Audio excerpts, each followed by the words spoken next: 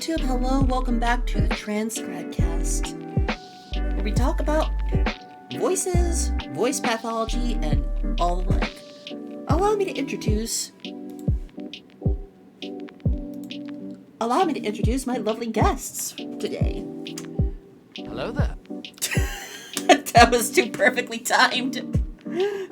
Allow me to introduce my guests. Someone place hello there. With me, I have Emily, Aster, and Liminal Lark. Would you guys Very like nice to meet you. Would you like to introduce yourselves? Talk about yourself a little bit. Yeah, my name is Emily. I've been a Twitch streamer for about 10 hi, years. Mark. I co-host the Arcade Pit on Smite's channel and on Giant Bomb both. I've just been around the block a couple times with regards to streaming, we'll say. Hi, I'm Liminal Lark. I'm the world's greatest Fae thief, and I'm your least favorite VTuber, and kind of just a real piece of shit, but I'm here now, so hi. And today we're talking about iconic voices and how they essentially like shape a lot of people. Like, for example, how you can look at a picture of Morgan Freeman. You'll know Morgan Freeman's voice. If you've heard it once, you can hear it just by looking at a picture of him. Or Betty White, for example. You can hear that voice and you know who it belongs to. And we're just going to be talking about how some of those unique voices help us find our own little comfort zone. Yeah, sounds awesome. Also, as a little friendly reminder, this stream is marked as mature for the language that's normally used, for valid reasons. So if you're not cool with like salty sailor language, please be warned. So You know that's super fair. I apologize in advance if No, I say anything that's outside that market. I have it marked like that automatically. Beautiful. Yeah, no, we should Because be I fine. have no filter on when I say fuck. Mm-hmm. Viewer discretion is advised. Beautiful. Orange already says, OMG, who is the elf VTuber? Their voice sounds something out of an RPG. That's Liminal Lark. Also, how dare you? I'm clearly not an elf, even though I look exactly like an elf. Yeah, he's a fae. Wink. I can't wink in this. You know what? I winked at you. Trust me. Yeah, And I definitely. also have Emily Aster, the witch, the lovely, lovely witch. Yeah. Yeah, Glad to be Lark's here. voice is like also like one of the reasons I wanted him on this episode, because he's got such a unique voice. Thank you. I eat a lot of coal. Like a lot of coal. Hi, Tlarn. Welcome on in. So, I would like to say, right off the bat, thank you both for being here, and for everyone new in the chat, please don't be alarmed by the voices you hear coming out of me. It's all natural. While I'm not a professional voice actor, I have about 15 years of hobbyist experience, and I want to use this strange talent of mine hi, Mark. Oh, hi, Mark. I want to use this strange talent of mine to help everyone and anyone with their vocal dysphoria.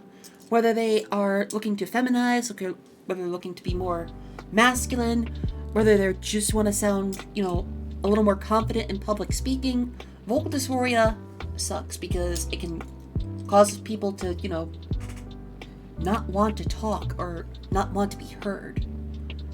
And it's sad how expensive voice lessons can be. So if I can use this talent to help someone, you bet your sweet bippy I'm gonna use it. Nice.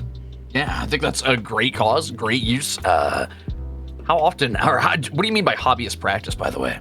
Just out of curiosity. I have been, I've, ever since growing up, I didn't have a lot of friends, growing up, so I often would play by myself. Which usually meant playing video games. And my games of choice were classic JRPGs during the PlayStation 2 era, where sometimes they didn't have voice acting. And I would often read the stuff out loud to myself, because ADHD child with no other outlet other than video games does funny voices. Yeah, absolutely. I'm sure that's pretty wildly good practice. So, I've been a hobbyist voice actor for 15 years now. Dang. And when I started transitioning, I myself thought I would never get my voice to this range. But it was thanks to a vocal coach and a lot of time and effort that I was able to. And I've managed to keep my full range, which led to this amazing talent that people say I have. Mm-hmm. You do have, like, an insane range.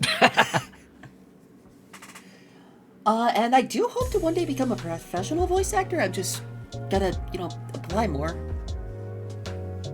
Have you ever done anything for, like, fan works or anything like that, or? I'm trying to. There was this one project I was going to do, but it fell through. I also was selected for a potential Netflix show originally, but then that fell through as well.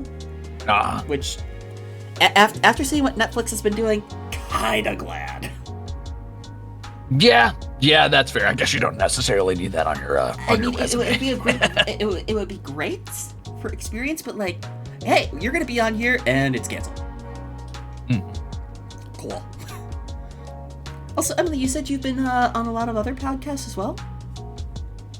No, I co-host a game show and have done so for about the last 7 years. Oh, that is awesome!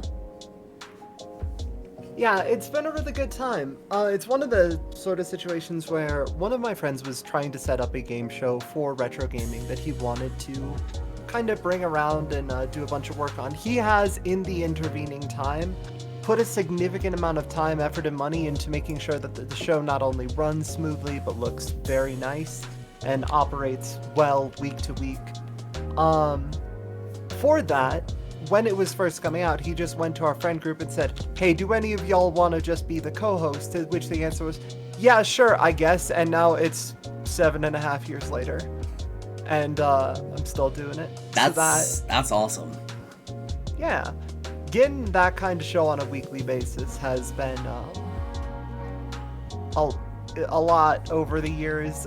You definitely see all kinds, but when it comes down to it, you've got a pretty solid experience, especially with the amount of talent they got working together for the arcade pit. Hey, Roxy, and yes, Lauren, I have had that moment many, many times. The compelled to imitate that voice the moment I heard it. Oh my god, the moment I heard Robin Williams the first time, who is my number one inspiration to get into voice acting, I tried to emulate him, but, I was like a 10-year-old kid at the time. And I'm like, yeah, a 10-year-old kid trying to sound like Genie, not the best. But it was thanks to that glorious man that I wanted to get into this. Oh, Orange wants a Bara. YouTube, we're gonna be right. You know what? YouTube, you get this. Hey, Emily, Lark. Have you guys ever heard of a Bara? No. So, I can't say I have. I'm sure you've heard a lot of people say ara. I'm familiar. Tragically. Yeah, tragically. So, what sets a Bara apart besides being a +1 ara? You get a good flex in. Get your arms stretched up overhead. Bring them all around full circle. Clench your fist with your open hand. Get a good muscly flex in and... Bara! Bara! Ore-san! Oh. And that's the bit. I have a redeem on my channel that's Bara. That's just one up above an ara. Hi, Roxy. But yeah, Lauren, to go back to your question, this episode is kind of all nothing but talking about voices that anyone can hear and be compelled to try to do. Also, thank you, Roxy. For example, I'm sure you've all heard Mark Hamill's Joker. Yeah. The epitome Oh, hi, of Mark. Joker. Oh, hi, Mark. Hi, Acleon. The epitome of Joker. I and so many other kids, the moment you hear Joker in that cartoon, will be like, we all want to try and sound like Joker. And it's just a matter of getting a lot of practice, but the moment you see Joker, you always associate him, first and foremost in animation, with Mark Hamill's voice, right? Yeah, that checks out. Yeah, it checks out. That's wildly good. That's But yeah, that's like kind of the whole point of this episode. Like, whether you see a character that you know or you see an actor that you know and you're like, you've heard them before, you're like, I know that voice without even having to hear them talk. absolutely. Like, you could see Samuel L. Jackson on the screen, you're like, you know exactly what that man sounds like. And True. it's thanks to voices like that that compel some people to try and like shape their own voice. Like, growing up, your voice is shaped by like what you have around you. Like, you pick up your accent, your lingo, your mannerisms from how people talk around you. But if you're exposed to other people, like, if you're exposed to iconic voices like that, like David Attenborough, you may try to sound a little bit more like David Attenborough because it leaves an impression on you. I wish I could sound like David Attenborough. I'd Yeah. put him out of a job. I mean, someone's gonna have to replace him eventually.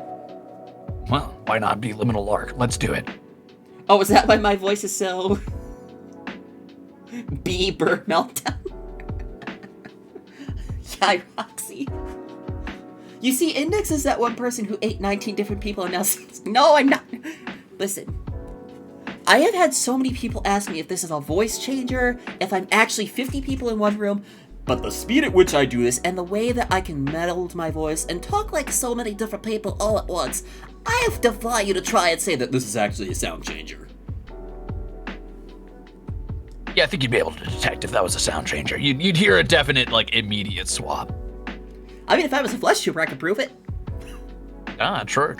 But I'm just a book. But A book yeah, with cool arms. do you guys have any examples of like voices you've heard in media that like you immediately like identified with? Voices that I identified with, not particularly. Voices that like are just kind of out there and people feel the need to try to imitate them, yeah, certainly. There are a lot of voices throughout both games, movies, general media, that have characters or have people voicing characters that are immediately identifiable, something that you want to grab at. But I think the kind of big difference for me, or one of the things that always hits for me, is when I'm thinking about like, if I'm hearing the actor or if I'm hearing the character. But I have a feeling that's not where we're going with this, so I'll leave it where it is. It's either or. Yeah, exactly. But there are just a couple of folks where you can definitely hear it and you're definitely kind of vibing with it. Like, I think that there are a couple of really, really identifiable, prolific voice actors and voice actresses that are just notable for everybody, but I can't say that I picked any one of them as a starting point. The only thing that I was aiming to do with my own voice from the start was be my own voice.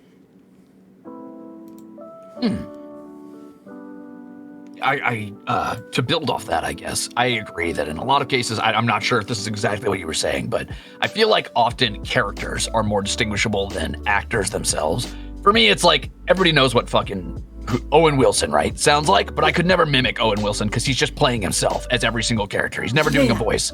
He's just Owen Wilson. Yeah. So I couldn't mimic that. But I could mimic like Smeagol or Gollum because that's a voice. That's somebody doing a character. And for me, it's always been either specific lines or, ironically, a lot of the time it's just a sound. It doesn't have to be a character. It's just a recognizable noise that I try to mimic. Like, I don't know, the sound of a car going by or like the fucking... do it for that, like ridiculously recognizable audio in general is something I've always tried to. I just mimic on instinct if I hear it. So characters fall into that. Voice. Oh boy, I'm not sure I could do a good Lark voice, but I can absolutely try to imitate Lark for you, Roxy. You know, what's better than one Lark? Two Larks at once. But not that we could have two Larks because we'd have to figure out who's the better one. Oh, well, clearly, the Prime Lark, which is maybe me, unless Prime Lark comes and kills me. But yeah, I agree. When it comes to actors, it depends on like that actor themselves. Because some actors play characters. Some actors are themselves. Mm-hmm. Absolutely. Like, you're talking live action. An easy way to spot it is The Rock. Has been like talked about in that people want The Rock in their film to be The Rock. They don't typically come to The Rock for acting. Keeping it within the same sphere, you could definitely say like Dave Bautista is kind of focused on being a character. And he's hoping, to eventually branch out into greater roles, and I'm sure that while The Rock wants to do that, right now he's kind of typecast as The Rock. Yeah, that's kind of like even when he was in Moana, he was still The Rock. It was still The Rock. Yeah. Just demigod Rock. Yeah. Like there's that whole meme with The Rock where it's like Bautista? the question on the tests aren't going to be that hard. The questions on the test, it's just 4 shots of The Rock in a white t-shirt in a jungle setting. Name the movie. Yeah, Oh, no. exactly. The Rock is in Moana. The Rock is... no, he's not in Moana. You can go home. Guess which character? It won't be hard. It's The Rock. If any character is in Moana was The Rock, and they were a main character, which one do you think it would be? Send in your votes now. Don't. But on the same opposite kind side. of on the same kind of wavelength, I think that it's very easy to identify Keith David. It is very easy to spot Keith David in the wild because he always fucking sounds like Keith David, complimentary. However, there are a lot of other voice actors in the wild that you'll be able to just hear in general, and you might not be able to tell that's them at just a glance or a quick listen. Yeah, because sometimes a voice actor does not sound the same as their characters that they voice. Mm-hmm. Or conversely, they voice so many different characters you're not sure if you wouldn't be sure if you heard them. For example, let's look at Robbie Damon, voice actor for Goro Akechi. Most well known for Goro Akechi in Persona 5, for example. But he's also the main voice actor in Hi-Fi Rush now. And you hear that voice and you think, oh, that's Goro Akechi's voice. And most people... He's also Spider-Man. Yeah. So, like, you ever hear Maximum Spider, that's him. I'm gonna pretend I know who this is and the references we've just made. Continue. Robbie Damon? Oh, no, yeah. Or in terms of like cartoons or anime, like you would hear Tara Strong's voice, and if your first experience with Tara Strong is Teen Titans, you're like, oh, that's Raven's voice. Ah, yeah, I do know Tara Strong. Okay, cool. I'm on board now. I've climbed onto the wagon, the metaphorical wagon. Yeah, I forget Lark isn't that big into anime. Oh, I hate anime. You know, that reminds me of that Final Fantasy XIV clip we got of you? When we had the 3 samurai all stand and wait for you. Ugh. Ugh, weebs. Ugh, weebs. Oh yeah, Can just never like Oh. Dio's voice actor. You can never not hear Dio. I feel like that's by design, though. Dio's voice is in demand. I Yeah. feel like if you pushed him, Dio's VA could do something else. But that man goes around recording shit as Dio IRL. He cannot be stopped. He will not be stopped. Yeah, there are some voice actors who just like absolutely dominate with like their iconic sounding voices. Like the voice actor they got for the Japanese Dio, like so strong. It's like that voice is again one of the iconics. Mm-hmm.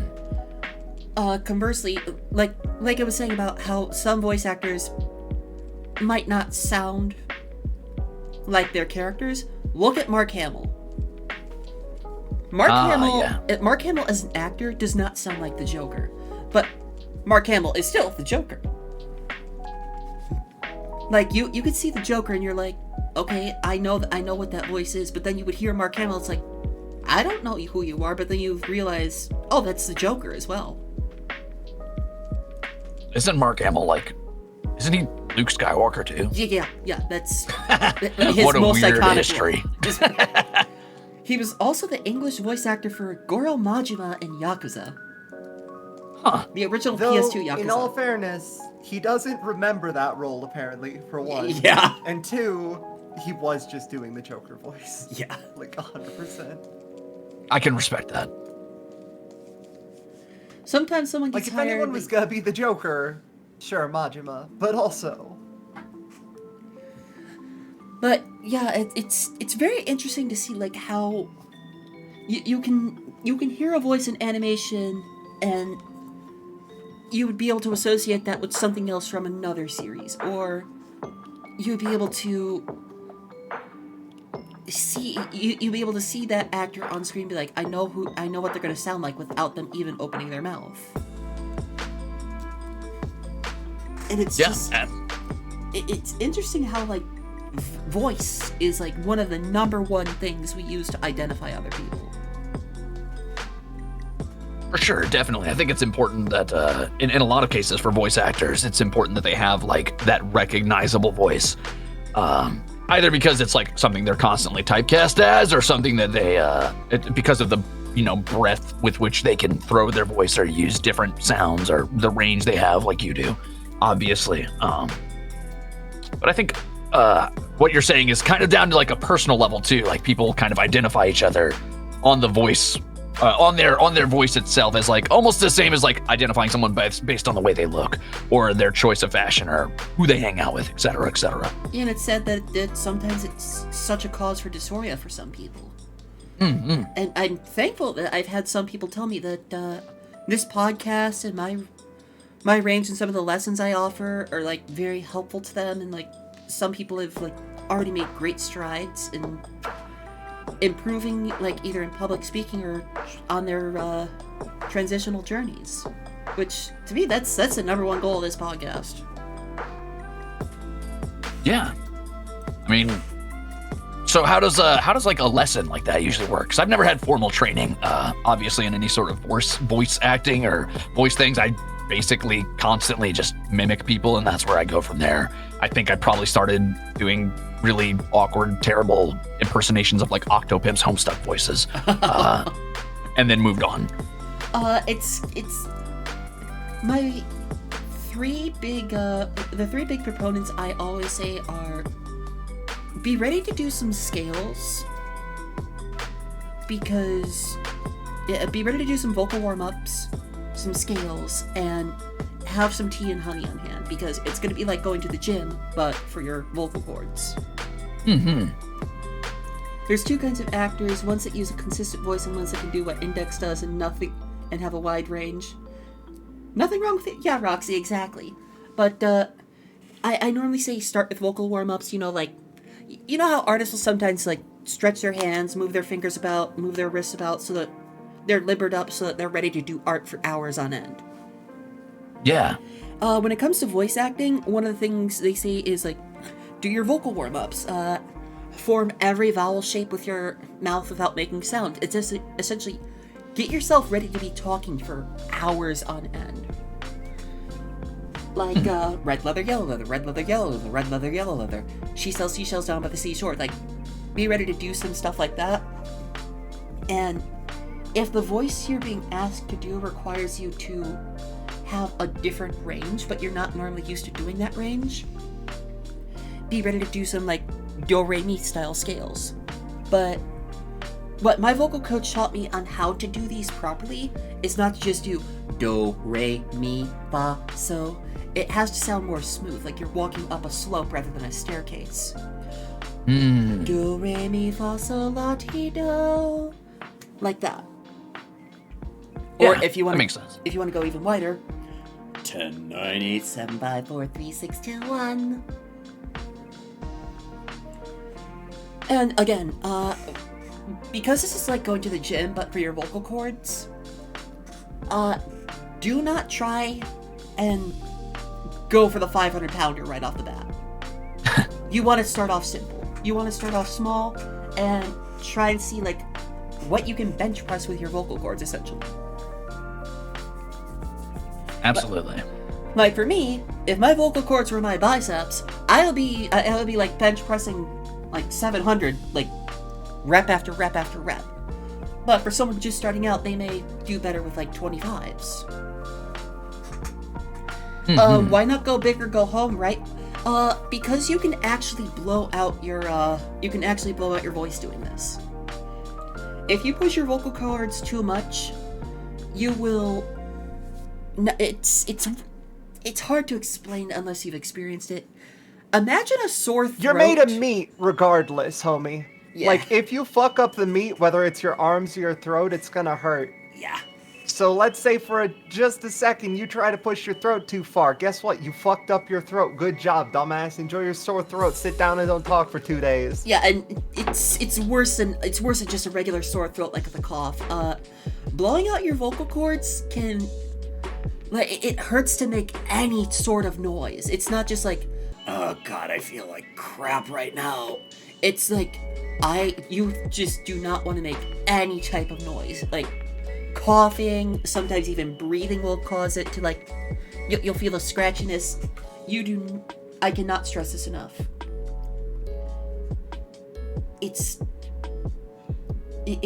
I have done it before with my practice. I would not recommend it to anyone unless, you're kind of a super masochist. Like Markiplier. Wait, is Markiplier a super masochist? Actually, you know what? That's totally off topic. Never mind. There's a running joke about that. Ah, I see.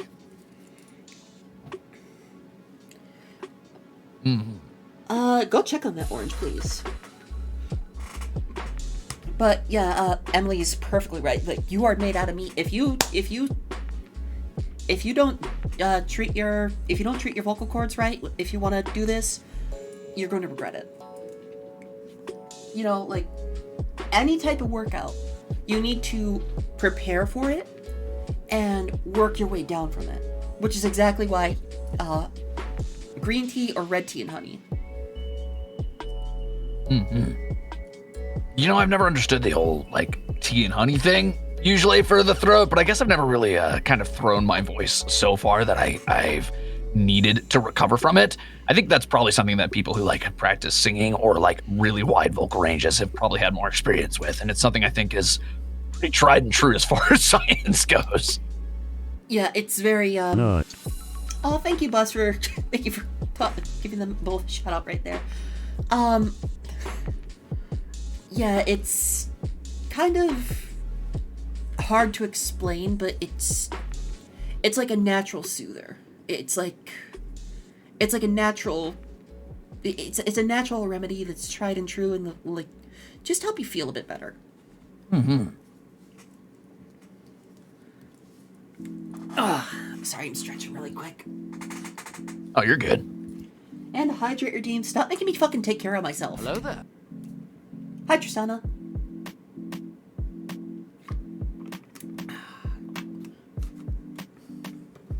Also, to talk about what Roxy mentioned before, there are some voice actors who have a wide range to do a metric buttload of voices.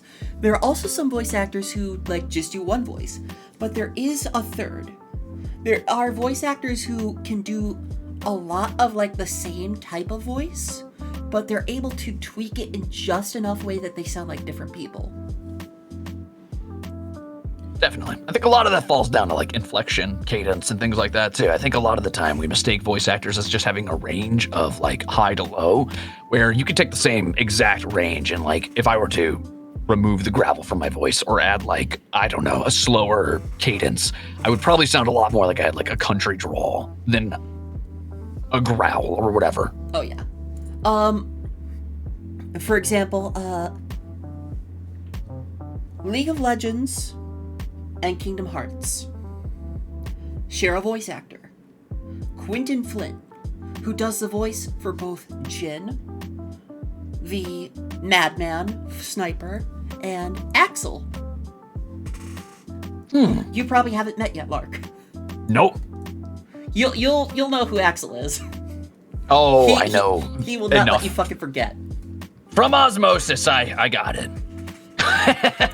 But there are some voice actors like that who can sound like completely different people despite it being their same voice. Like, just by doing exactly what Lark said, just a small bit of inflection, just a small bit of, like, tweaking, you can sound like a completely different person.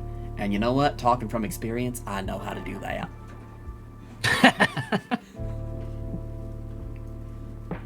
The dude for Gabriel Iglesias, who can do all the voices on the on Space Jam 2 for health insurance.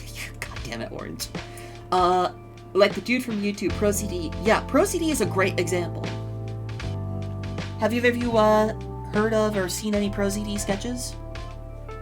I don't think so, but I'll look him up just to see if maybe I just don't recognize him. for a while. He's definitely got a range. Yeah, like he's a very talented voice actor.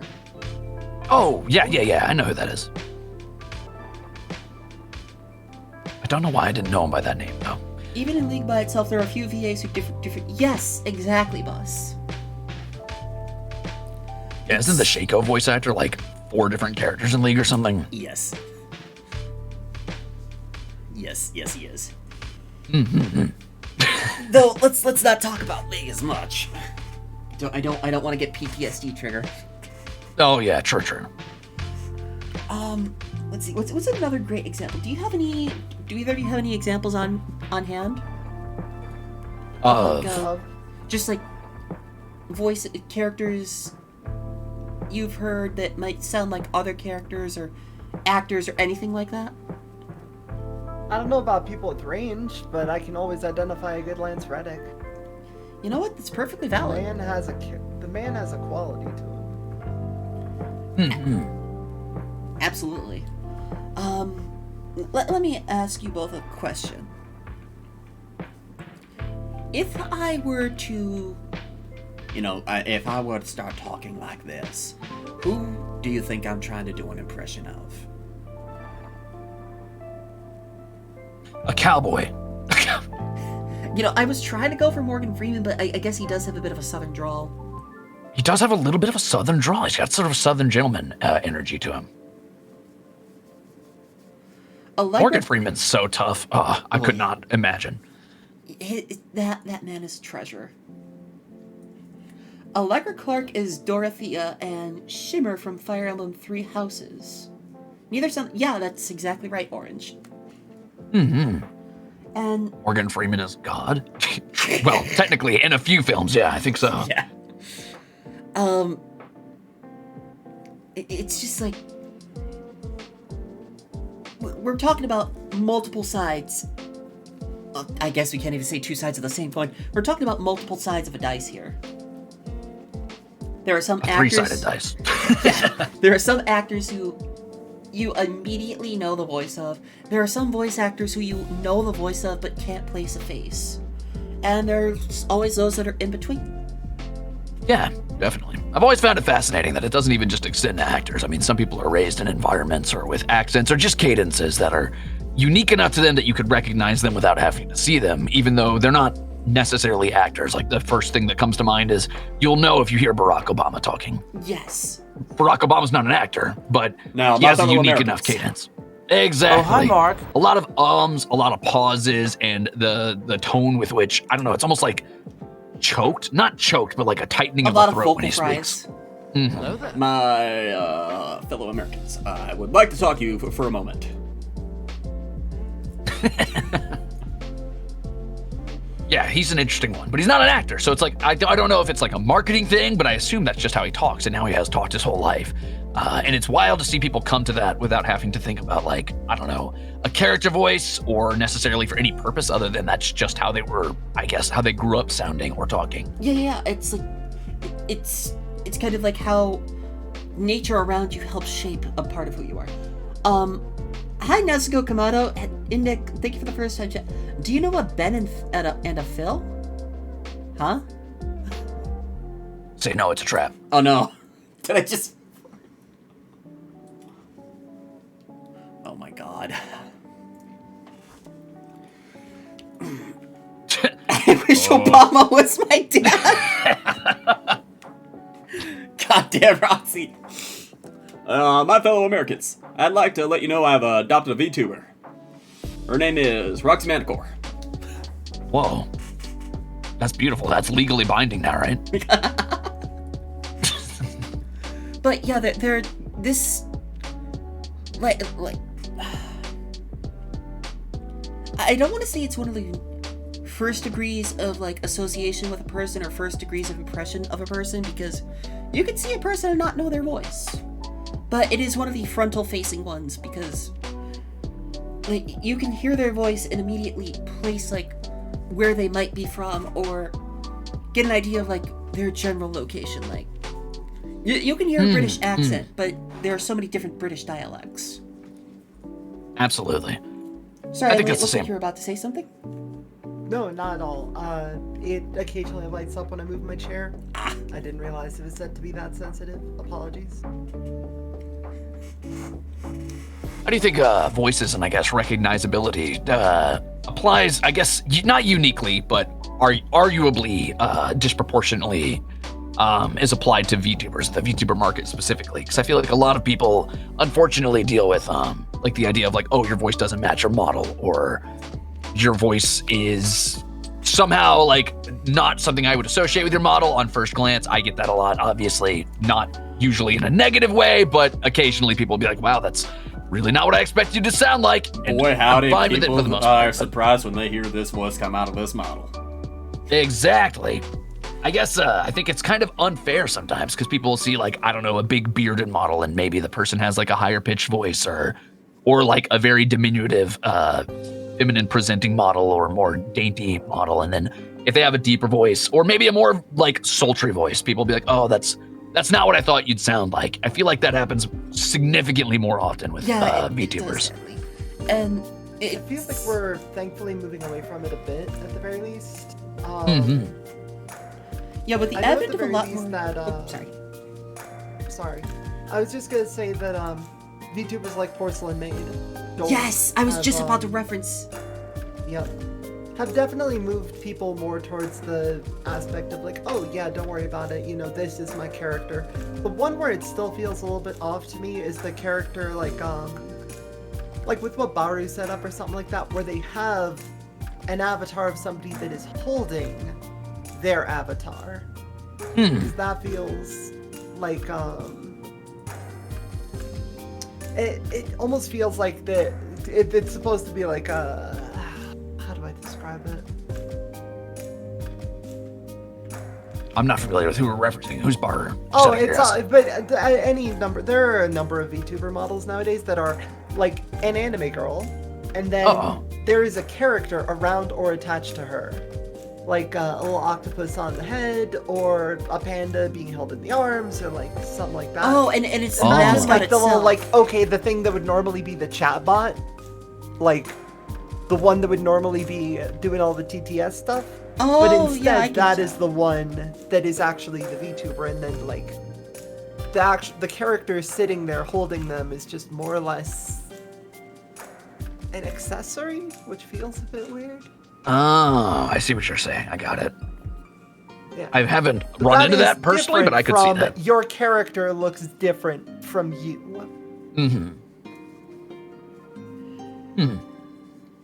That's definitely interesting because I think that brings up, I guess, sort of a topic of like, is the character an accessory because it is trying to draw in a specific audience, or is it an accessory just because you find that cute? It's just a design choice, or is it sort of a Exactly. defense mechanism possibly? If you're, I think it's fair that some people might be afraid that they won't like be accepted for their voice in certain models or certain designs, but they want to still present that way. Exactly.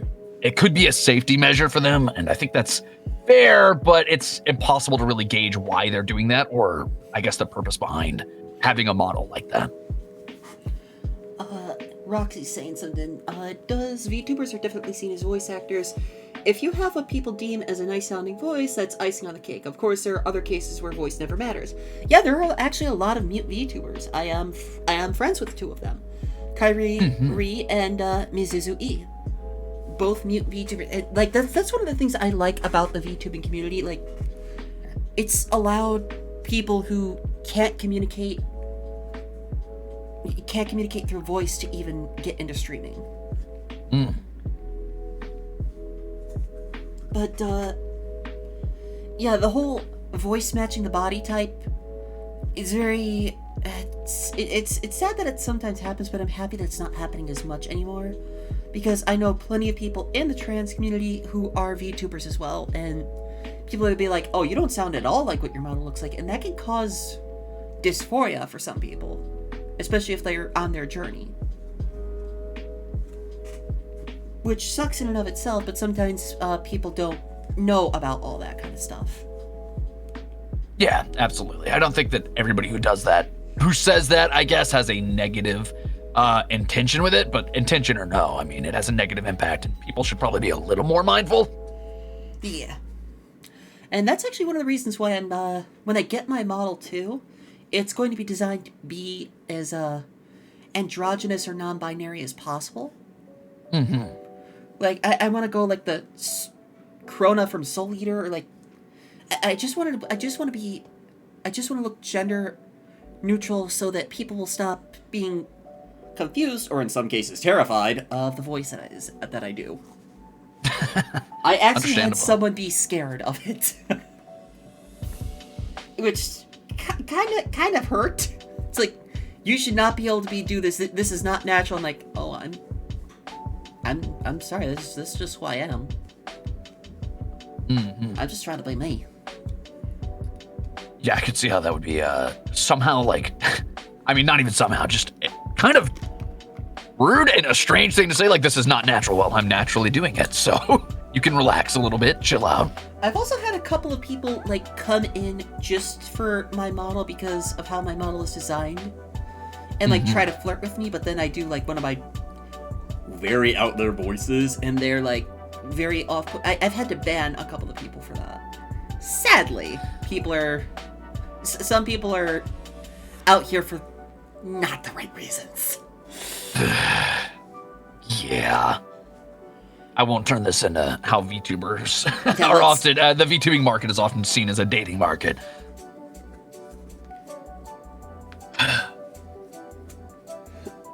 Aw, thank you, Orange. Yeah, it should be the personality. But voice does, like, help shape a bit of the personality. Voice does help you convey part of the personality, I should say. Yeah, I'd say so. Sorry, I'm trying to... I helped out with grocery shopping today, and I did all the heavy lifting. Or most of the heavy lifting. So I'm... Oh. Did you make them PayPal you $10,000? No, it was my parents. So? My payment was a burger. Okay. You know what? That's fair pay, I guess. I'm just saying. You think I helped my parents for free? But, yeah, I finally got that pop in my spine. Oh, God. Nice. Emily. Yeah, what's up? You've been a little quiet. Let me ask you a couple questions, if I may. Go for it. Yeah. You say you have, like, some voice... who was that actor you mentioned? Derek, You mentioned... Lance Reddick? Or... Yeah, Lance Reddick, sorry. I don't know why I thought Derek. Are there any other actors or voices in particular that, like, you would be able to spot out of a... Like, just hearing for a second or two, you'd be like, oh, I know that voice. Todd Haberkorn. Absolutely. Ling Yao, Full Metal Alchemist Brotherhood, Octa Drakengard, Drifter, Destiny. You know what? I know exactly. I know the voice now just by mentioning a couple of those names. Yeah, no, it's like there's one more that I think of regularly that's just slipping my mind.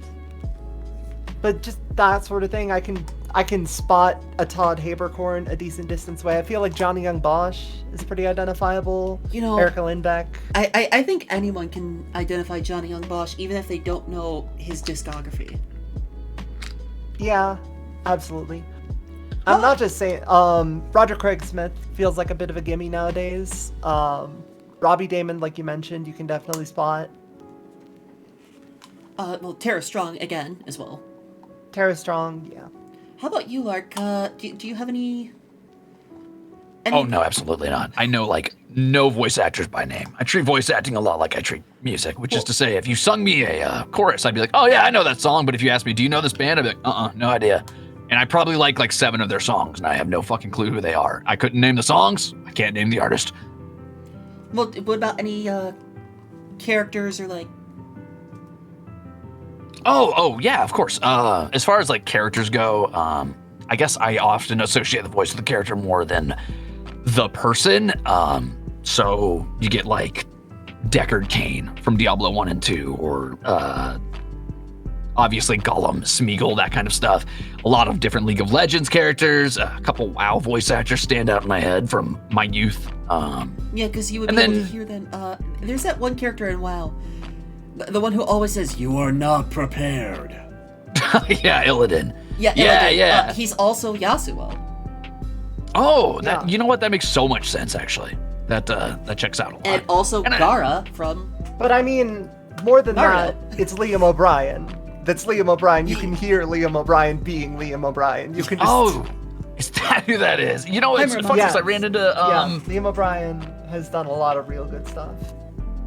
Do either of you know the Darkest Dungeon narrator's name? Because that person, he blows it don't. out of the water. I know the voice. You know who I'm talking about? Yeah. He's like the, what is it? Wayne June, who I'm not familiar with. Oh my Yeah, God, but- just listen to like one clip from Wayne June. It's so good. And I don't know if if he does a lot of voice acting, but I would, No, he's done 4 things, and 2 of them were the Darkest Dungeon. well, he should do more.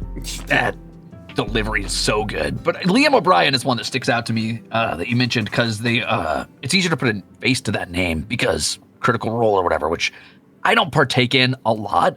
But now that I know who those actors are, I know that they're in like 1,000 things because people keep mentioning them. It's the same with Sam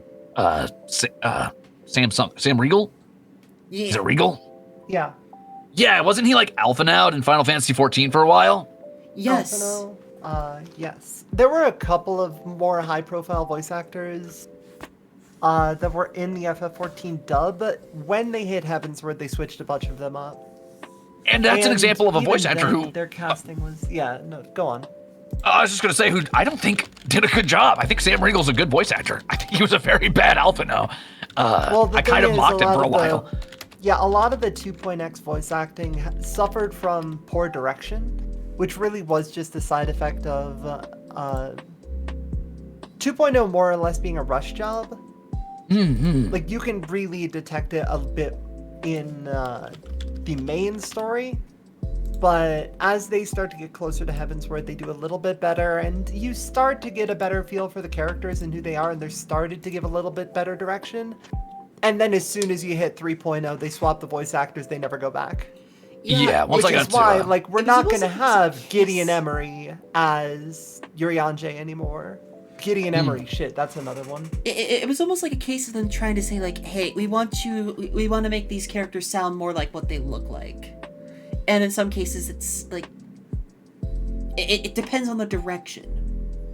For sure. And I think in some cases it makes sense. Like, I would never judge somebody's like VTuber model by their voice, but if somebody's playing a like 12-year-old little boy, I'm like, well, you kind of want to have the inflection of a child, at least vaguely. And was that a bit of a struggle? I don't know if Alpha now is 12 or not, but I know he's a child, and I'm like, man, you do not sound like a kid. No, that man's like a teen. He's like 16, 17, something like that. Fair. It's weird with Alpha now. Alpha now? No? What is he, French? Alphino. Yes, all of the elves are French in Final Fantasy XIV. That's their whole shit. Hi, Stuff. I knew I hated Come on those in. elves for a reason. Damn you, Horschiffon. Why you just say Horschiffon? What the fuck did you Horschiffon. think that was? You think it wasn't French? Of course it's French. And everybody keeps saying, no, he's not French. We swear he's not, because everybody wants to simp for him, but he is French. I fucking knew No, it. they're all fucking French. It doesn't matter. Bunch of Hello, French let me elves. go talk to my good friend Emmerich de Burrell. Who the fuck is Emmerich de Burrell? Oh, wait, is that the He's one with leader the of dark House hair? of Lords. He's the one with the dark hair and the Oh, we can't fucking start this. We can't. the other start simp this. character. Bleh. Fucking Let's go back to what Lark said really quick. Having the inflection of like a 12-year-old and all that.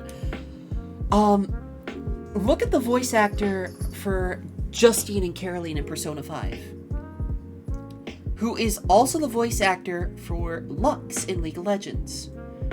Who is see. also the voice actor for Sarah Valentine in The Legend of Heroes Trails of Cold Steel. 3, well, technically 4, Justine and Caroline sound like 2 different people, despite the fact that it's the same voice actor because they're twins, and she does a great job on her inflection. and she sounds like a different person because it's still her same voice, but she sounds a little older, but not as mature as not because Lux is still like teen-aged and like naive. Yeah, Kiri Kiranen. And then when she's playing Sarah Valentine, who is 27, she sounds like she sounds like she's 27. Mm-hmm. Yes, they're all the same character. And it's interesting to see how someone can sound like not only a different person, but a different age range as well. Absolutely. And I think that a lot of that, again, falls down to not just pitch, but inflection. Like, not to criticize Sam Riegel too much, but I think the inflection was far too adult. And I get that, like, the character he was portraying in Final Fantasy, for example, was very... He thought he was an adult and was acting like he was in charge and got slapped in the back of the head for that. And that's great. But the next voice actor they picked up in Heavensward, I like much better because it sounds like a teenager or a child trying to, like, find their way or sound more adult than they are. Yeah, again, but Sam Riegel's also like, oh shit, what's a good? I don't know. He's Shiro from Fate, right? I think so. I've never watched Fate. Yeah, I feel like that was him too. And you can definitely tell that he has those roles where he's able to do that. I do feel like a FF14 2.x just in general was an issue of voice direction because everybody was like that. Everybody was stilted, nothing quite was sounded terrible. natural. It didn't quite land. Once they actually had time to do anything more than a single take, things started to improve. Very fair, very fair. I could definitely see an improvement as I go into Heavensward, which, I mean, I'm brand new to this, so I'm still picking it up as I go, but that's my most recent foray into vaguely stilted voice acting. Apparently Sam Riegel has done like a shitload of voice acting for Amphibia, which I'm pretty sure is an arcade show. Oh, I know of he did Amphibia. some of the stuff in there. Or more recent, hold on, where's some more recent video games? Anything I would recognize offhand? Apparently he's on Critical Role, I don't know too much about that one. To go with Shadox is saying in chat, TF2 has a lot of like shared voice actors, like the spy, the medic, like a lot of the voice actors are shared across different roles. Mm-hmm. Like it's despite the fact that TF2 has so many characters, it's a small voice cast.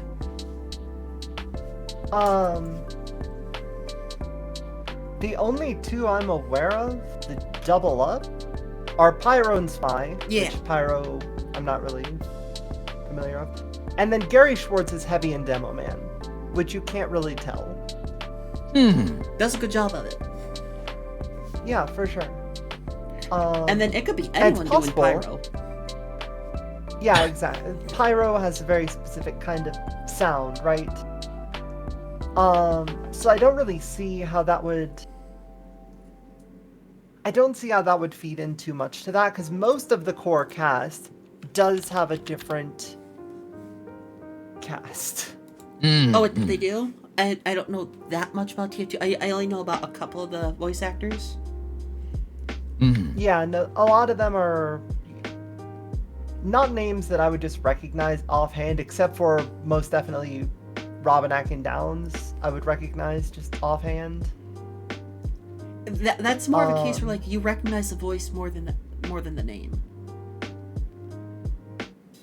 Yeah, I'm sure everybody recognizes Heavy TF2 more than the name of the voice actor. Yeah, I don't know the voice actor, but I mean, for the most part, that applies to me in all cases where I don't recognize any voice actors' names, and I should probably do better about that. It's a good thing that we're on a podcast about voice acting then. Absolutely. It would be a real problem if we were somewhere that required that knowledge. You know God, what? no. This is actually perfect because I love like the wide range of ideology during this podcast. It actually helps put things into a perspective. For sure.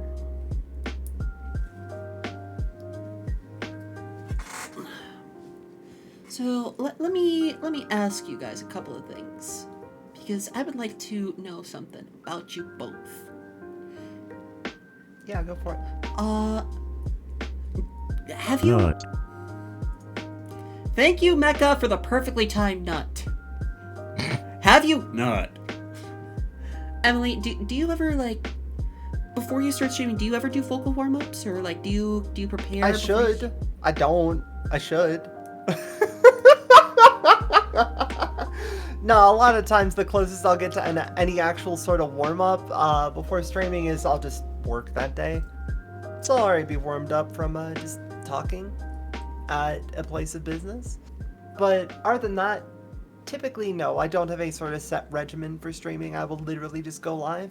And a lot of times that does end up with me having a bit more fry or me sounding a bit off compared to, I don't know, what's natural, normal, regular.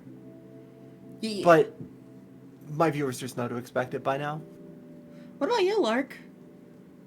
Not really. No. Just so Oberon doesn't let you have any time out of the cell to warm up or anything? Nah, not really. And if I had time out of the cell, I'd probably just be pilfering things from people's pockets, more so than warming up. Generally, if I don't just nail a voice first try, I let it go and move on. Or if it's something I really, really want to work on or learn or whatever, I guess I occasionally practice it in my free time, taking a shower, making some dinner, doing dishes or whatever. But for the most part, no, I don't bother with vocal warm-ups. But I think that's because I've never had the traditional training to know if I'm doing those right, I guess. I talk a lot, so that's my warm-up. For me, prior to getting into streaming, I wasn't much of a talker. Like, I didn't like how I sounded. Like, prior to even transitioning, I didn't like how I sounded. I just didn't want to talk much. So when I did get into transitioning, I would like constantly sometimes blow my vocal cords out, and I had to learn, I had to teach myself. And when I got into streaming, it became that much more apparent. Like, now it's not as rough, but if I don't do vocal warm-ups some days, I regret it at the end of a stream. Because I will spend a lot of time talking or do a lot of different, like, Sudden shifts, and it can be a little rough. that is Yeah, why I can see how that would definitely affect you. That is why I personally always try to do at least a little, like, red leather, yellow leather warm-ups.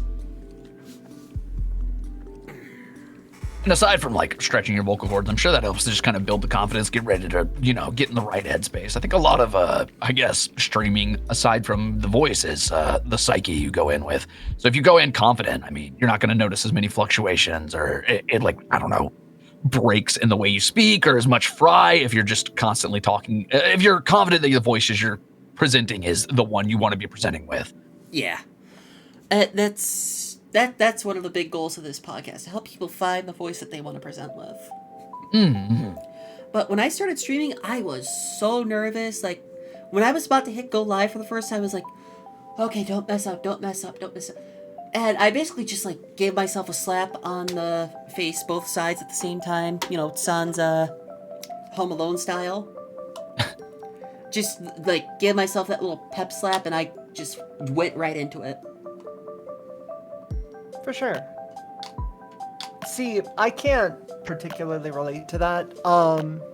I got into Let's Playing in the first place because I had an overabundance of confidence regarding my voice. And while eventually the voice that I wanted for myself changed over time, the just kind of confidence of what I was doing never faded too much. Until there was definitely a point of frustration where I was not achieving what I wanted to. And I think that never quite goes away until you're actively, like, 100% on all the time. I'm not there. And I don't know if I'm gonna be there. And that's fine. Oh, hi, Mark. But I can't really say I ever suffered from that sort of lack of confidence from the initial hitting the button to go live. Because even just starting up, the reason that I looked at all that and said, yeah, I can do that, is because I thought I had a nice voice and because I loved the games I played. And that was pretty much it. Hell yeah. Mm-hmm.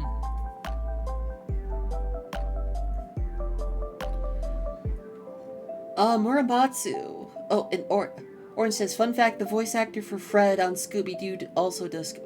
Okay, we're talking about the classic... Yeah, Scooby-Doo. Thankfully. We're talking about Scooby-Doo. Oh, right. We're not talking about the cursed one. Oh, you don't want to talk about Velma? Because, I mean, we could. No. Oh, okay.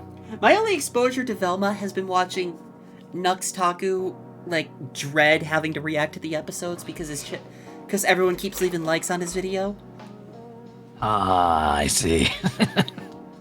I've heard bad things about it, but I try not to judge it until I've watched it, so I withhold judgment for now. I've watched it by proxy, and even that was a little much. I've heard some pretty negative thoughts regarding it, and honestly, it's probably not my place to be the one to damn that, so I'll let everybody else pick that apart for now. Hey, more power to you. But we've been live for an hour. Would you guys like to keep going, or? I'm game Sure. either way. I'm fine with not it. bothered. Absolutely. Do you have any more questions? Does you know what, let's open up the floor to everyone in the chat. Does anyone in the chat have questions for myself or my lovely guests?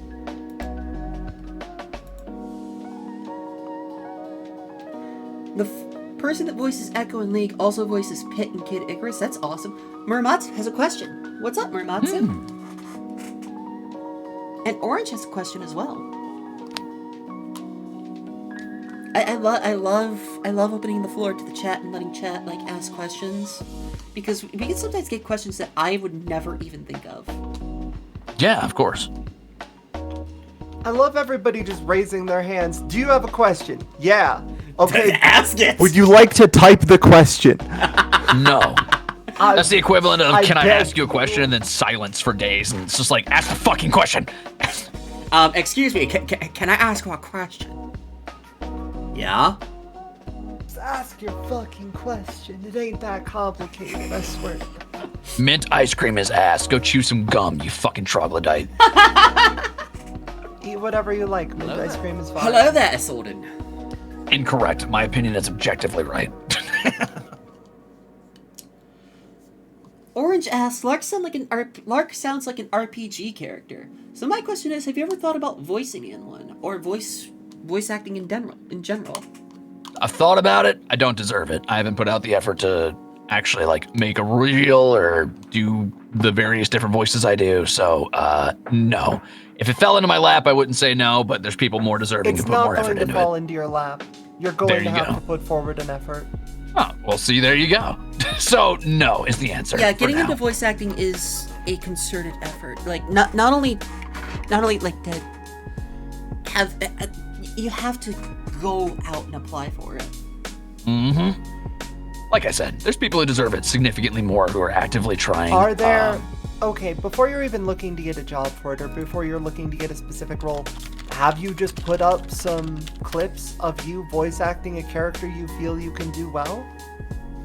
Have you, gone to this and said, here is a basic example of me voice acting? Not even just as, consider it, if your voice is a muscle, consider this your weightlifting for a very specific goal.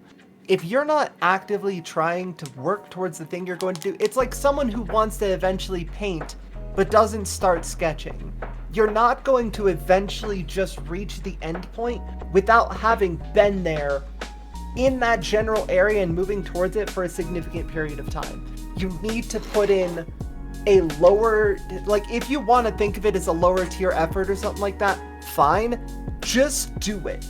If you're going to learn to draw, just draw. If you're going to try to voice act, just voice act. The people who made voice acting for Homestuck shit did not start voice acting Homestuck shit because they were like, yes, this is going to be my magnum. Oh, no, they just wanted to do it.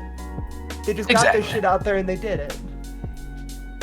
And boy, some of the voices they have out there are really spot on. JB Muramatsu asks, if not a singer, do you guys have tips for taking the baby steps towards finding that voice you identify with before finding a formal coach? Well, that is kind of the whole crux of this. This is the whole crux of this podcast. You What have does being to. a singer have to do with that? I think it was a possible typo on Muramatsu's part. It's always a matter of, like, doing your scales. One of the biggest baby steps you can do, which a lot of people will stray away from,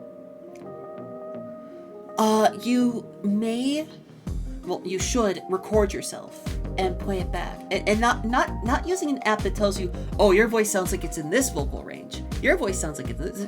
That can actually hinder you. Like, if you get an app that says, oh, your voice sounds masculine, but you're absolutely trying your best, it can cause a bigger spike of dysphoria than you would believe. The number one advice I would say is just record yourself doing some reading or doing some lines, listen back to it, and then think, okay, I want to sound a little more, I want to sound a little more like going towards this area. Do some scales trying to get to that area, and then re-record yourself. It's a matter of, like, trial and error. Mm-hmm. Getting the vocal coach is something recommended if you can afford it, but because a lot of times vocal lessons are very pricey. Like, for example, mine was $80 a lesson a week. That's about right, yeah. Yeah, it was very rough, price-wise, but it paid off. However, if I can offer any tips, it would be that. 100% recording yourself and playing it back is the best way you can identify what needs to be worked on. Yeah, it's like doing anything new. If you're gonna write a book, you're gonna want to proofread it. You want to write it out and then proofread it, and then maybe have someone else proofread it, and then rewrite it. The same thing applies to voices.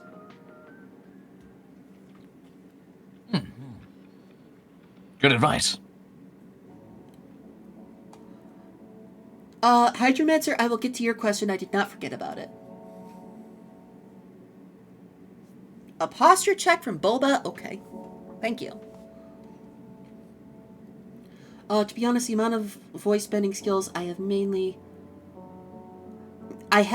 come from me trying to do voices over and over, and also singing different genders of artists allowed me to expand my reach. Yeah, singing is a whole nother fucking shebang. Let me tell you, trying to sing when you're not used to using a different voice, your voice will kind of like try to rubber band back to what it's used to. But once you get some practice in, you can do singing in a different voice. Hydromancer asks, Paige, how exactly did you get past the confidence rut? I'm kind of at that point where I don't like my voice, so I'm kind of silent unless I need to respond to someone in chat. For me, it was... This is kind of roundabout because I got my boost of confidence when I started my transition. I think Hydro's an ad break at the moment, by the way. Oh, yeah. Crap. Yeah, we hit that 1 hour mark. Oops. Oh, no worries. Yep, every hour gets 90 seconds of ads. Mm-hmm.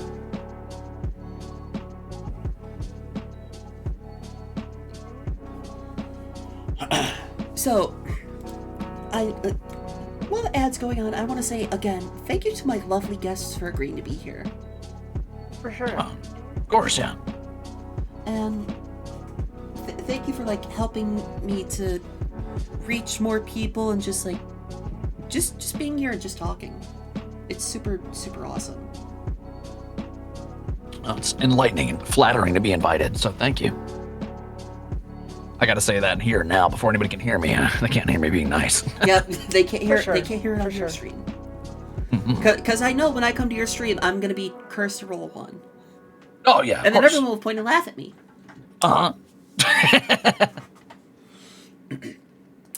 Okay, so Hydromancer. Getting past the confidence rut. When I started transitioning, I was like, I just don't care what someone thinks about me. I understand that some people aren't gonna like me. I understand some people are gonna love me for it. I'm just like, I want to be at peace with myself first and foremost, rather than being at peace with other people. I just want to go into this and be like, this is who I want to be, and this is who I am. And it was thanks to that I was able to transfer that to streaming as well.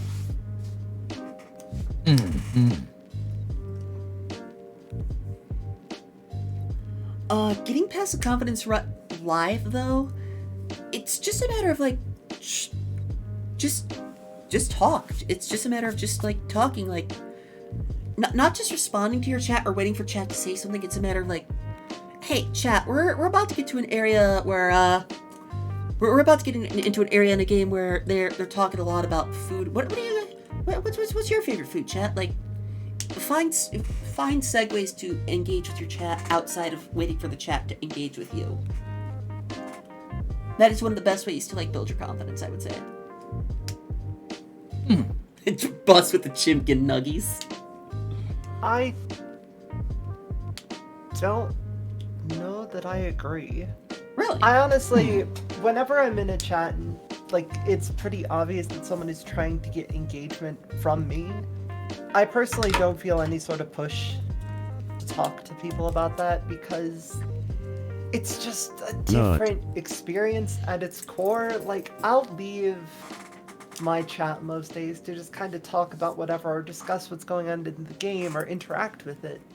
But ultimately, I don't really feel that the chat is something I have to specifically cater to, and that maybe that's just an experience at this point from having been at this for a bit, but like, if there weren't that many people there, because like, let's say that you're not established at this point, trying to start streaming now is, and I can't remember the exact initial question, so I might be going off the mark here a bit. Trying to start streaming now is significantly more difficult than it was when Twitch was newer. Because Twitch doesn't have any real sort of discoverability for a lot of talents underneath it. There are hundreds and hundreds of streams out there with no viewers whatsoever. And the problem is that trying to find a niche in which you can not only expand your viewership, but also showcase why people should be sticking with your stream as opposed to just going to another one is difficult, since one of the core draws of a lot of streams is being able to interact with the community around it. So let's say you don't have the community, it's just the streamer themselves.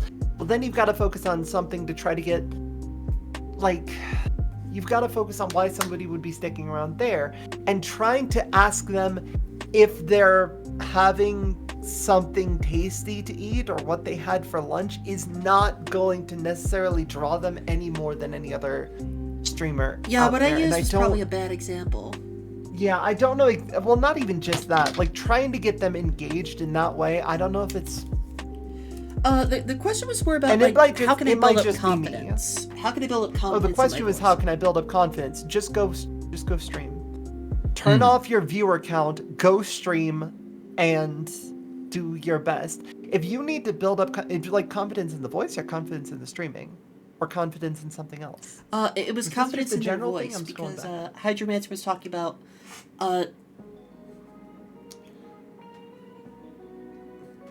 voice, not stream. Voice, not stream.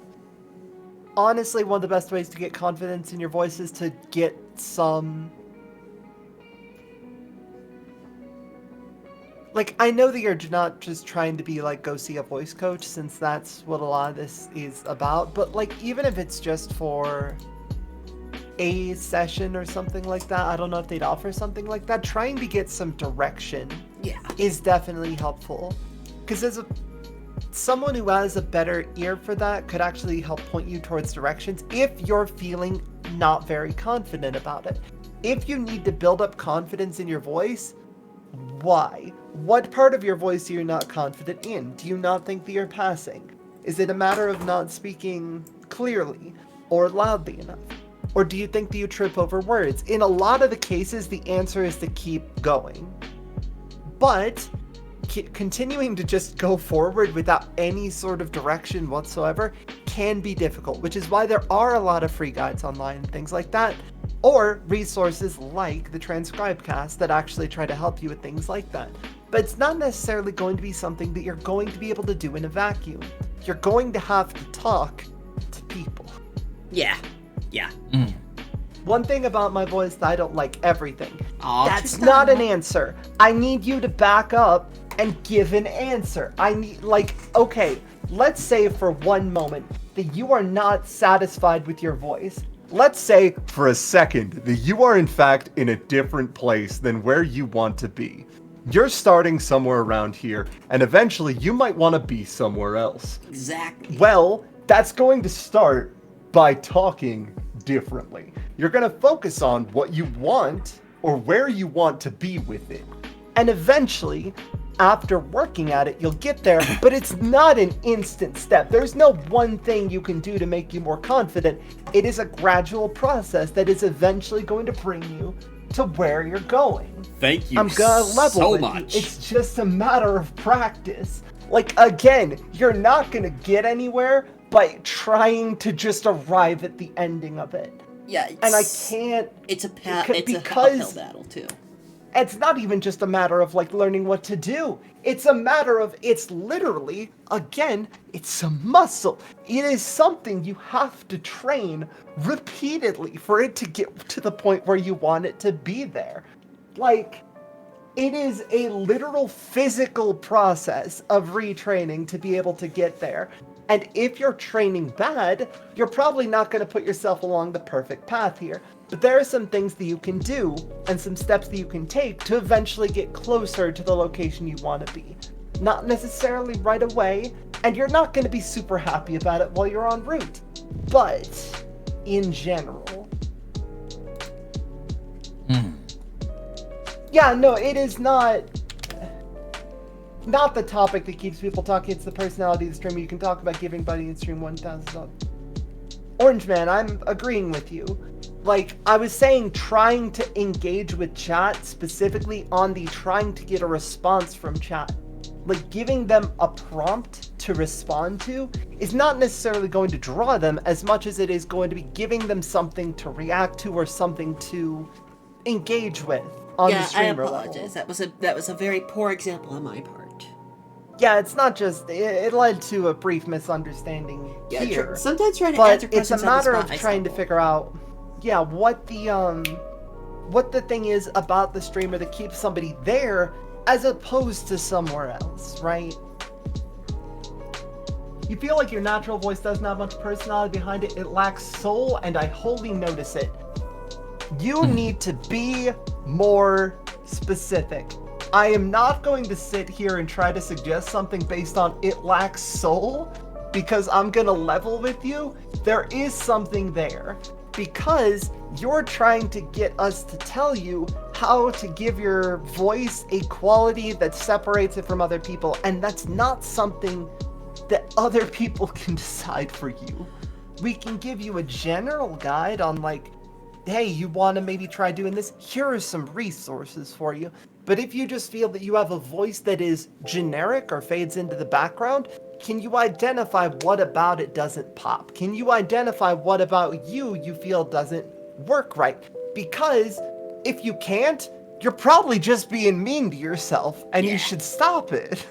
Because, like, there is a degree to which you have to realize that there are going to be things that you don't notice about your own speech and about the way that you interact with other people that just doesn't hit you. I think I lost track of the beginning of that sentence by the end of it.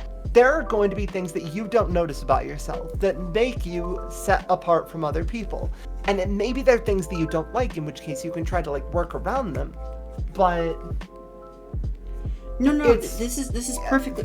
I understand the sentiment perfectly, and like this is like the whole crux of this podcast. This is the whole purpose of it, because a lot of times people will come here and say like, "Hey, I don't like how I sound. To me, I sound generic." I'm like, well, it's a matter of you have to understand.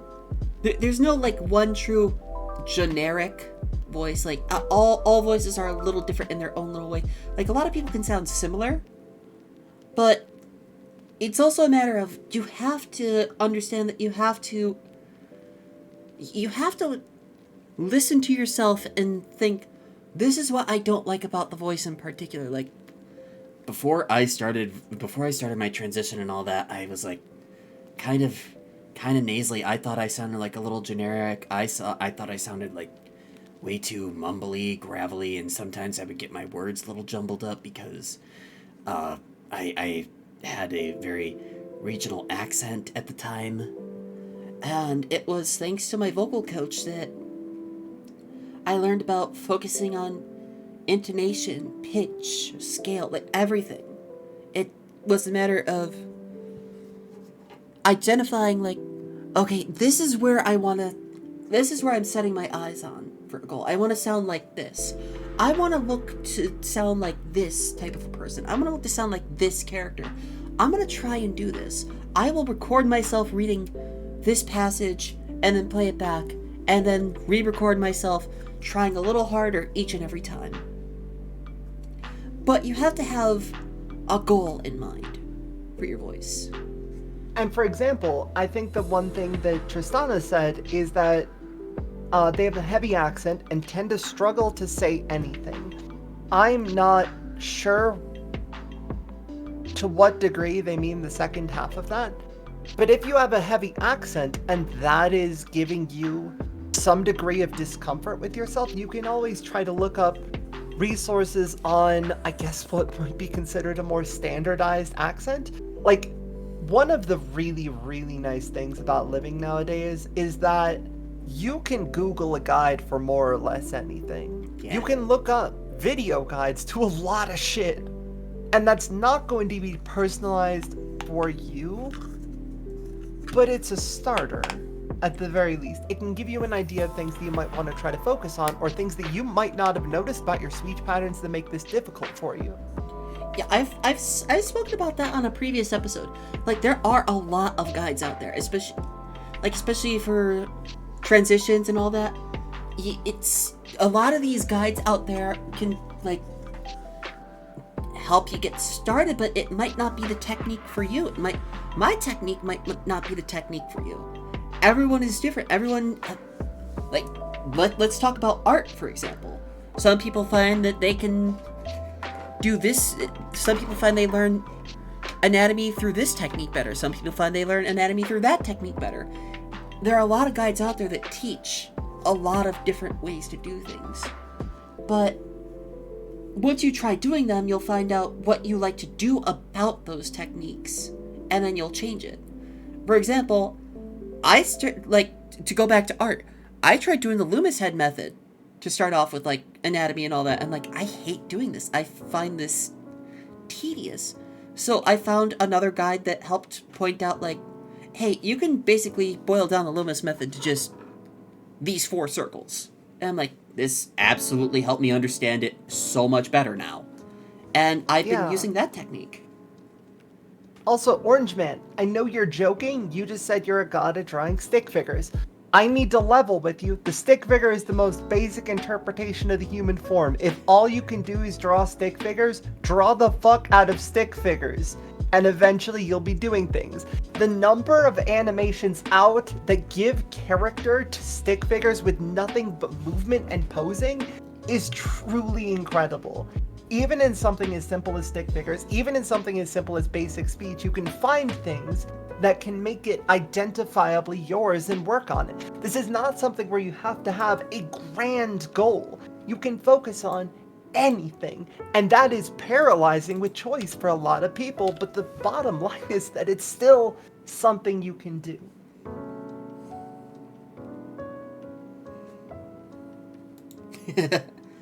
Lark, any input on this? As far as trying to train your voice to sound a specific way or not being comfortable with your voice, I would be speaking from a position of incredible privilege of being relatively content with my voice my whole life. So, no, it seems somewhat profane to put input on that. Absolutely valid. But yeah, Emily is right. Bus also makes a good point.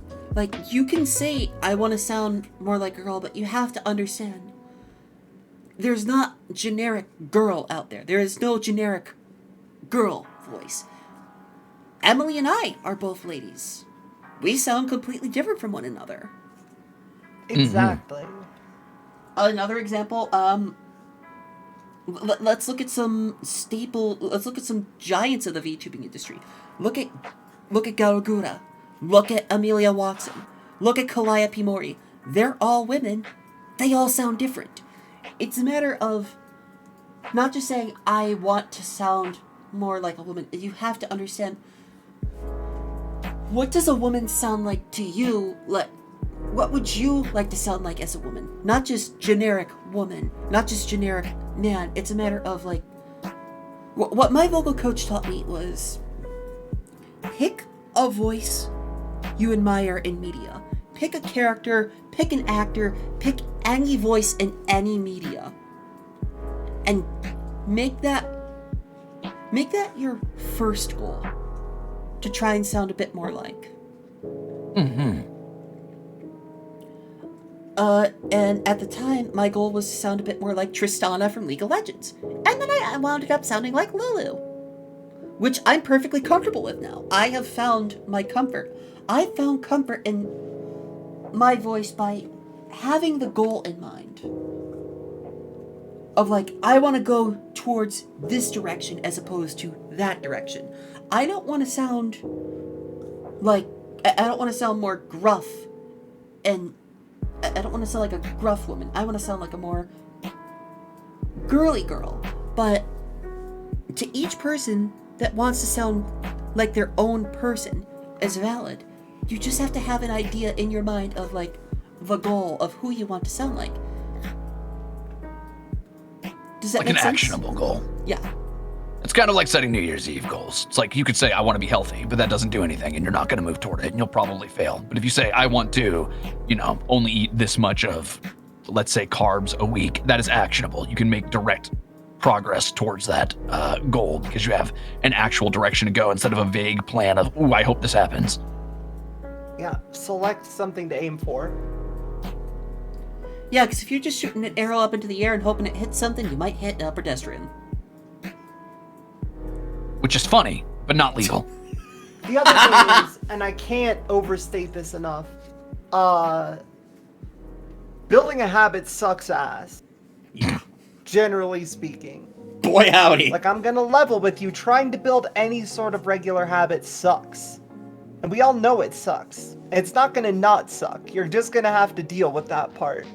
Like, I do expect that for a lot of people, they expect a degree of return on investment sooner than they should.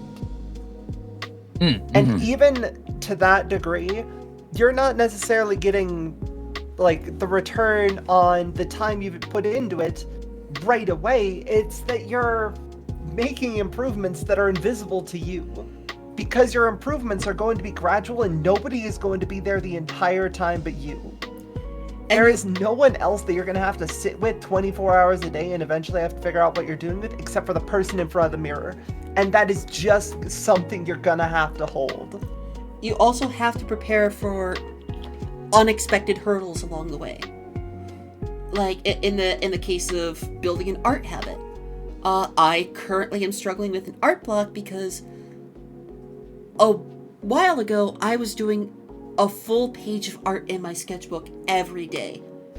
Day in, day out, I would not stop until I filled out at least a page a day. Now, but that was because at the time the job I had, that was a perk. Because I got so much work done. But all of a sudden they told me, hey, you can't do this anymore. I'm like, but the other girls are like all playing games on their phones. They're like, well, you just can't do this anymore. We need your attention on the floor. I'm like, okay.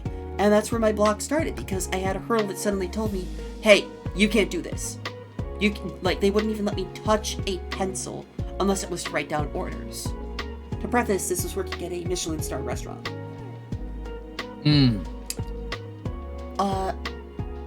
And because of that unexpected hurdle, that wasn't just a hurdle that I could jump over. It wasn't just like one of those little fence hurdles. That was a full fucking steel wall, all of a sudden, out of nowhere. It was unexpected, it came out of nowhere, and I'm like... I'm like a deer in the headlights right now. I want to rebuild that habit, but it's gonna take concerted effort. And the same thing applies to voices. The same thing applies to, like, I want to be more confident in public speaking. I want to sound more like a woman. I want to sound more like a man. I want to get rid of, I want to dilute my accent to sound more quote unquote generic. I want to sound more like this accent from this region. You have to have that goal in mind and start making steps towards it. It might be a bumpy road. There might be hurdles along the way. But know that so long as you keep going at it, you will get there. But it's good to stop and rest now and then, especially when it comes to voices. I do gotta jump in very quickly there for at least one thing though. Yes. You might not. You might end up somewhere you weren't intending. Yeah, that's that too. fine. You may that's go off part the of the beaten path. experience. You're not gonna hit every goal. You're gonna hit things that are adjacent to your goal that may or may not be what you were looking for. That'll just kind of happen. There's no getting around that. Yeah, like for me, like I said, my initial goal was to sound a little bit more like quote unquote tomboyish, like Tristana from League of Legends. But then I wound up sounding completely different, and I grew to accept that, and I'm comfortable with it. I'm happy with where I wound up. Is it my goal? No. Am I gonna keep going? Yes. I can always find new paths to walk down. I can always find new goals to set. I can always step in any direction. But you have to understand that it's a matter of making a step in that direction. And for some people, these vast amount of paths set before you can cause decision paralysis. But especially when it comes to setting a new voice for yourself, training your voice to sound like something different, it would be advised to find a couple of guides or have a major goal in mind first off. If that makes sense. I'm In also going to practice. assume by default that at least a not insignificant portion of your audience is trans. Yes. I have a lot of... On which note, you cannot tie your progress with your voice to any sort of confidence in your identity. Yeah. Like, I'm gonna level with you, you're gonna have to learn to disengage those things. Yeah. Confidence in who you are and, like, the ability to be perceived for who you are adjacent. Yeah, and having people identify you correctly is going to help. But there needs to be a degree of confidence in your own ability to present that is just there by default. You need to build a solid base before you're going to be able to, like, view that from another angle. So you can't say, I need to sound like a girl because I am a girl and I don't feel like I'm being identified as a girl solely because of my voice. And who knows? Maybe after some work, you hit a point where more people are identifying you successfully. But it's not necessarily going to be something where you say, I'm not a girl, I don't sound like it. I don't sound like what I think I should sound like as a girl, because that shit will get you tired real fast. Yeah. That shit will get you tired and not wanting to continue. You have to learn to gauge your progress from, like, a disconnected position of your ideal perceived gender identity to the people around you. Yeah, I struggled with that as well a lot when I started out. Like, I kept saying, I'm never going to sound like this. I'm never going to... Like, in front of my sister, who would, you know, she would slap me across the back of the head. She would say, woman, you sound fine as you are. And she, like, literally hammered it into my skull that, yes, I was... my voice was passing for what I was at the time, but I realized this isn't my final goal, though. I was getting it into my head that I was crossing the wires, like Emily was talking about. And I had to learn to disengage those and set them apart from one another. It was a matter of voice and confidence. Oh, yeah, Orange, she's an amazing sister. She also, whenever she visits, if it's the winter time, she will gather up a snowball and always beam me in the face with it. Because she's got a Deadeye sniper arm.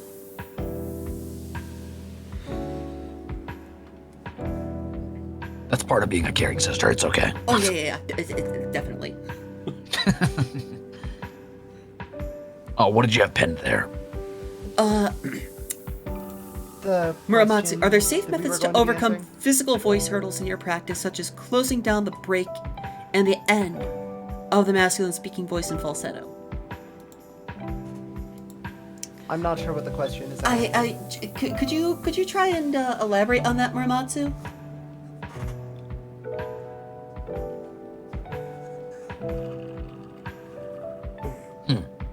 Admiral Tails says, if you don't believe it yourself, other people aren't going to convince you. You don't need to convince anybody. Yeah. I'm not talking about belief. But also, yes, if that's your goal. I'm a truck driver. I don't have extra time. Yes, you do. You're a truck driver. If anything- Practice while you drive. If there is anything that I've said here that you strongly disagree with, good. Go fucking prove me wrong. I'm not gonna change my opinion, but you can fucking prove it otherwise. That is your prerogative. I trust you. Also, disclaimer, Emily's not, like, attacking anyone. She's just, like, trying Not to... in the slightest. Yeah. This is just how I talk. I'm just saying that as a disclaimer because I know there are some people in my chat who will be like, oh, loud, potentially angry, perceived voice, very angry at me right now, anxiety. I'm like, relax. Nobody's mad. Mm-hmm. Spite's the only good motivator. You got this, Bridgewater. I'm passive aggressive trying to motivate you. I'm active aggressive trying to motivate you. Get the fuck out of my office. Actually, Bridgewater, that is how I am breaking my art and writer's block. I said, I'm getting back into my art and writing habits out of pure spite of my laziness. I'm like, fuck being in my own way. Fuck myself. I don't want to be my own worst obstacle. I'm gonna get the fuck over it and challenge myself and start taking steps again. And that same process can be applied to training your voice, to being better at public speaking, to like working on changing your tone, to working on changing your accent, to anything with your voice, any sort of habit or talent, as it were. Like, getting into music production, just say, fuck me, I'm not going to be my own obstacle. If I'm going to be my own obstacle, I can go fuck myself. Mm-hmm. And as far as, like, actionable advice, if you're trying to, like, learn to do a specific voice, not necessarily from the position of learning to be more comfortable with your voice, but if you are trying to work toward, like, a direct one-to-one, like, if you want to sound like Tristan, or you want to be able to do fucking, I don't know, Sean Connery, practice, and then do it. Don't be afraid to do it. Just do it in public. Who cares? Who's gonna judge you? Who's gonna stop you? Assuming you're in a safe position around friends, the just people do around it. you will judge you. The people. Yeah, will I mean, let the people are judging you right now. Listen to me. Someone will judge you. You cannot let that stop you. I'm judging you. I'm always judging you. Just don't take it into account and do your own thing. It's People okay. are judging you. Yeah, I'm always saying this. You also need to take into account, there might be some people who are out there to say, out there to naysay you, but there are also people out there who are gonna like cheer you on. Like, hey, you're an amateur. Keep going. You're gonna be great one day. Other people are gonna be like, hey, you should stop. Like, hang on to the positivity that you get. Because the positivity will help you along the way. Unless you're gonna hang on to the negativity out of sheer spite of that negativity. Because there are different ways to motivate yourself. When you're starting anything out, it's a matter of It's a matter of like finding the motivators to push you along those steps quicker, in my opinion. The voice I would like to attain pitch-wise, I can't hit at this moment because it lies higher than I can currently speak naturally, but lower than where falsetto starts. I'm not sure how to smooth over the distance to it. You have to, while you can definitely aim to expand your vocal range through practice, there is a degree to which you have to recognize that you're not going to be able to expand your range completely in such a way that you're going to be able to sit there forever. You can definitely do that. If you're not currently sitting at like, I don't know, who's got a really fucking good range at the moment? Beyonce has a good range, right? Sure. Generally speaking. If you're not already like top to bottom of your entire fucking vocal range, yeah, there's probably room for improvement. But if you're aiming for a voice that is significantly different from your baseline, you have to recognize that there is eventually a gap to where you can aim to be your own version of Lavenza from Persona 5. Like, hold on, let me take a listen to this character. It's I don't know the who same the voice fuck actor this for is. Caroline and Justine. Or Luxor. Bad news, homie. Okay, have you played League of Legends? No, but not since, who was the most recent release when I stopped playing? Maybe Tom Kench? I'm proud of you for kicking that addiction. Yeah, good job. Yeah, You're no, stronger than the I rest of started us. playing. I started playing when Xin came out, Xin Zhao, and I stopped playing when Tom Kench came out. But Muramatsu, if you're looking to just change your pitch, if you're looking to get out of the bass, baritone, falsetto, and get into the alto and soprano range, if that's what you're talking about, that's a matter of practicing with scales. That's a matter of like doing the weightlifting with your vocal cords. But it's also good to like have that goal of Lavenza in your mind while working on your scales, while working on trying to sound a little different each and every day. Like I said, when I started out, I was in this range, and I could maybe go down to here at most, but now I'm able to go even deeper. And I can hit as high as here.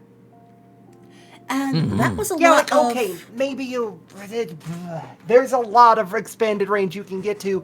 You can't expect to be there immediately. Yeah, you do you not have expect to to be focus there. on Like- expanding the range first. That was a matter of doing a Or- lot of scales, a lot of practice. This happened to me over the course of a year, and that might not be the same mileage. It might take you a little longer, because, like I said, I had 15 years of hobbyist voice acting, like, fucking around experience.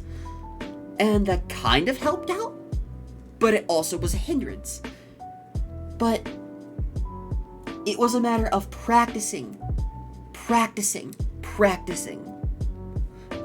I put in the effort To get from here, to get from this kind of like nasally and like mumbly and kind of like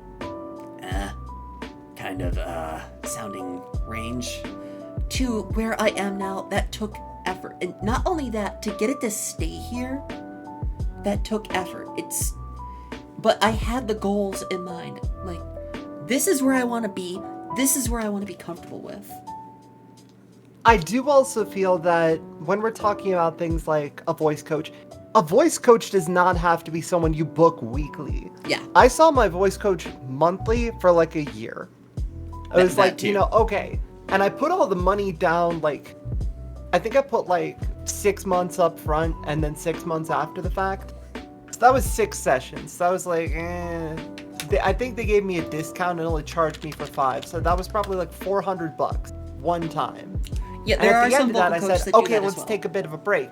But one of the great things about going to see a professional in this case, if you are truly dissatisfied with your progress and you feel that you want to do that, a professional can help you identify the points at which you need to improve.